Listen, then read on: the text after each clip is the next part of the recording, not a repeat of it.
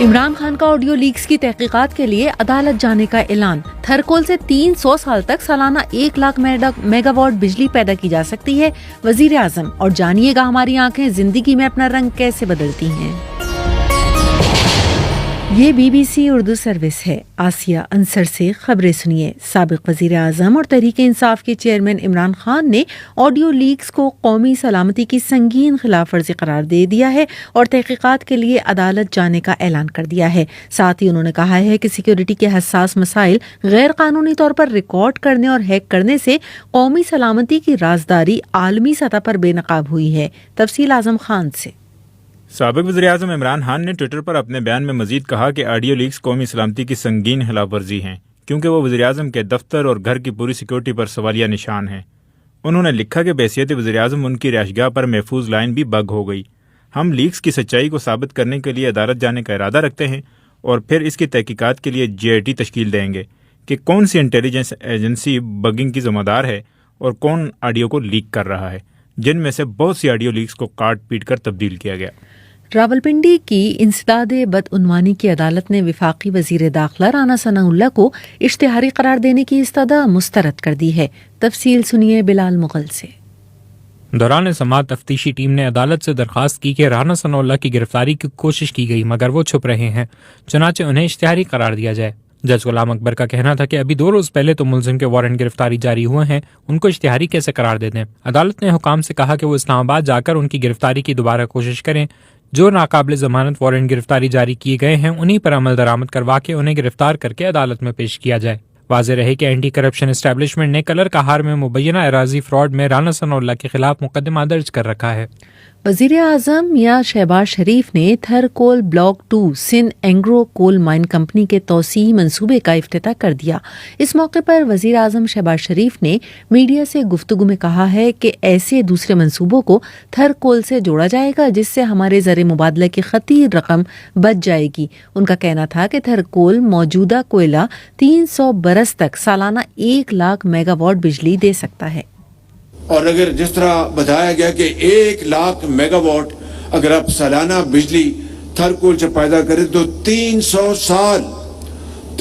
سال یعنی اصحاب کہف کی جو مدت تھی اس کے برابر ہی شاید اس کی یہ خزانہ آپ کے پاس موجود ہے۔ اور دوسری بات اور جو بڑی امپورٹنٹ ہے کہ اسی کوئلے سے آپ گیسیفیکیشن کر سکتے ہیں اور اس طرح کے جو دوسرے صنعتیں ہیں وہاں پر ہمیں پوری طرح تھرکول کو اگر ہم پروموٹ کریں تو پاکستان کا زر مبادلہ بچے گا۔ روسی فوج کی جانب سے یوکرین میں دارالحکومت کیو سمیت کئی دوسرے شہروں اور قصبوں میں شہری علاقوں پر میزائل حملے کی اطلاعات ہیں۔ حکومتی ترجمان کے مطابق حملے میں کم از کم 8 افراد ہلاک اور 20 سے زیادہ زخمی ہو گئے ہیں۔ تفصیل نازش فیض سے۔ BBC کے نامہ نگاروں کے مطابق یہ جنگ کے ابتدائی ہفتوں کے بعد سے یوکرین پر روسی حملوں کا سب سے بڑا سلسلہ ہے۔ سوشل میڈیا پر موجود حملوں کی ویڈیوز کے مطابق شہر کے کئی حصوں میں عمارتوں کے اوپر سے دھواں اٹھ رہا ہے جبکہ متعدد گاڑیوں کو جلاتے ہوئے دکھایا گیا ہے۔ متعدد علاقوں کو بجلی کی بندش کا سامنا ہے۔ دوسری جانب صدر ولادیمیر زیلنسکی نے کہا کہ روس نے یوکرین کو تباہ کرنے کے منصوبے کے تحت توانائی کے بنیادی ڈھانچے کو نشانہ بنایا ہے۔ چین میں 7 ہفتوں کے دوران سب سے زیادہ کووڈ کیسز رپورٹ ہو رہے ہیں، جس کے بعد ملک بھر کے قصبوں اور شہروں میں کورونا کے پھیلاؤ کو روکنے کے لیے پابندیاں عائد کر دی گئی ہیں۔ بیجنگ میں آئندہ ہفتے کمیونسٹ پارٹی کا اہم اجلاس ہونا ہے جس کے لیے حکومت پر کووڈ کے پھیلاؤ کو روکنے کے لیے دباؤ بڑھ گیا ہے۔ ہماری آنکھوں کا رنگ زندگی بھر یکساں نہیں رہتا اور بعض اوقات یہ تبدیلی بے ساختہ ہوتی ہے، تاہم در حقیقت چوٹ لگنے سے لے کر انفیکشن کے نقصانات تک بہت سی چیزیں ہماری آنکھوں کا رنگ بدلتی ہیں۔ مزید سنیے نادیہ سلیمان سے۔ اسٹینفورڈ یونیورسٹی نے کیلیفورنیا کے چلڈرن ہاسپٹل میں پیدا ہونے والے 148 بچوں کی آنکھوں کے رنگ پر تحقیق کی۔ تقریباً 2/3 بچے بھوری آنکھوں والے پیدا ہوئے جبکہ 20% بچوں کی آنکھوں کا رنگ نیلا تھا۔ 2 سال بعد نیلی آنکھوں والے 40 بچوں میں سے 11 کی آنکھوں کا رنگ بھورا، 3 کا سرخی مائل اور 2 کا سبز رنگ میں تبدیل ہو گیا تھا۔ سب سے عام تبدیلی ان کی آنکھوں کا مزید گہرے رنگ میں تبدیل ہونا تھا جبکہ محض 5 کی آنکھوں کا رنگ عمر کے ساتھ ہلکا ہوتا گیا۔ واضح رہے کہ آنکھوں کے بدلتے رنگ میں بہت سی تبدیلیاں بے ضرر کہی گئی ہیں۔ اور خبروں کا سلسلہ جاری ہے، یہ BBC اردو سروس ہے۔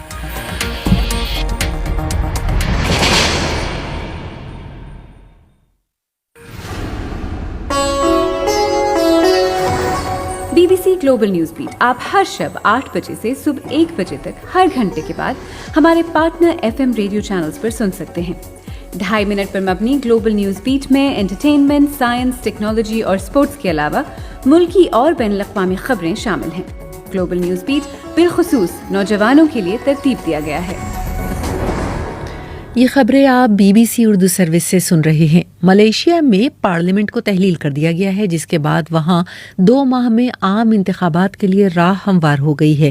تفصیل سنیے رباب بطول سے. ملیشیا میں پارلیمنٹ تحلیل ہونے کے بعد اب امکان ظاہر کیا جا رہا ہے کہ اس اقدام سے وہاں کئی سالوں سے جاری سیاسی بحران کا خاتمہ ہو سکتا ہے. 2018 میں ہونے والے الیکشنز کے بعد سے اب تک وہاں 3 وزرائے اعظم تبدیل ہو چکے ہیں. واضح رہے کہ ملیشیا کو ایک سرکاری فنڈ 1MDB سمیت کئی سنگین مالیاتی سکینڈلز کا سامنا ہے اور انہی سکینڈلز میں ملوث ہونے کے الزام میں 2 ماہ قبل سابق وزیر اعظم نجیب رزاق کو جیل بھی بھیج دیا گیا تھا. رخ کرتے ہیں بلوچستان کا، جہاں ضلع قلات میں بم دھماکے کے ایک واقعے میں کم از کم 2 افراد ہلاک ہو گئے ہیں. بلوچستان کے مشیر داخلہ نے واقعے کے بارے میں حکام سے فوری رپورٹ طلب کر لی ہے. کوئٹہ سے محمد قاسم. محکمہ داخلہ کے مطابق بم دھماکے کا واقعہ ضلع قلعہ کے جوان میں پیش آیا. یہ دھماکہ اس وقت ہوا جب ایک گاڑی یہاں سے گزر رہی تھی. دھماکے کے نتیجے میں گاڑی میں سوار 2 افراد ہلاک ہو گئے. ہلاک ہونے والے ایک شخص کا تعلق قلات سے بتایا جاتا ہے. بلوچستان کے مشیر برائے داخلہ میر ضیاء اللہ لانگو نے اس واقعے کا نوٹس لیتے ہوئے اس کے بارے میں ڈپٹی کمشنر سے رپورٹ طلب کر لی ہے. ایک بیان میں انہوں نے اس واقعے کی مذمت کرتے ہوئے کہا کہ امن دشمنوں کے خلاف کارروائی کی جائے گی اور بلوچستان کو امن کا گہوارہ بنایا جائے گا. سابق وزیر داخلہ اور عوامی مسلم لیگ کے سربراہ شیخ رشید احمد نے حکومت کو ایک بار پھر تنقید کا نشانہ بناتے ہوئے دعویٰ کیا ہے کہ 15 نومبر سے پہلے کئی اہم فیصلے ہوں گے. کل عید میلاد النبی صلی اللہ علیہ وسلم خاتم النبیین کی ولادت کا دن گزر گیا. آج سے سیاست شروع ہے، گن کے سیاست شروع ہے اور انشاءاللہ تعالی نواز شریف کو مایوسی ہوگی. آنے والے فیصلے جو ہے میرٹ پر ہوں گے. نواز شریف کی خواہش پہ کوئی اپائنٹمنٹ نہیں ہوگی اور ذمہ داران جو ہیں انشاءاللہ تعالی میرٹ پر فیصلے کریں گے. بھوک، افلاس، بجلی کا بل، آٹا، بچوں کی فیس کے عدم استحکام نہیں ہو. اس سے بڑا کیا عدم استحکام ہے؟ پاکستانی کرنسی کے مقابلے میں ڈالر کی قیمت میں کمی کا رجحان نئے کاروباری ہفتے کے پہلے روز بھی جاری رہا اور ڈالر کی قیمت میں 1 روپے 92 پیسے کی کمی ریکارڈ کی گئی. انٹر بینک میں $1 اس وقت 218 روپے پر ٹریڈ ہو رہا ہے. اور اب شامل کرتے ہیں کچھ کھیلوں کی خبریں.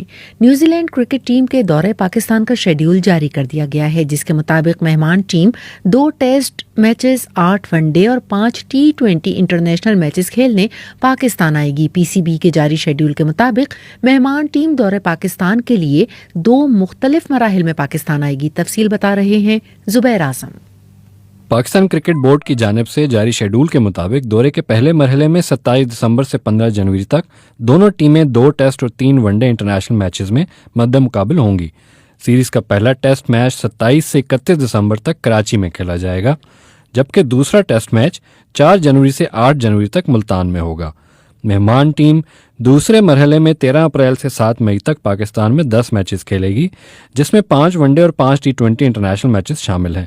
اس ہر مرحلے میں کراچی، لاہور اور راولپنڈی میں میچز کھیلے جائیں گے.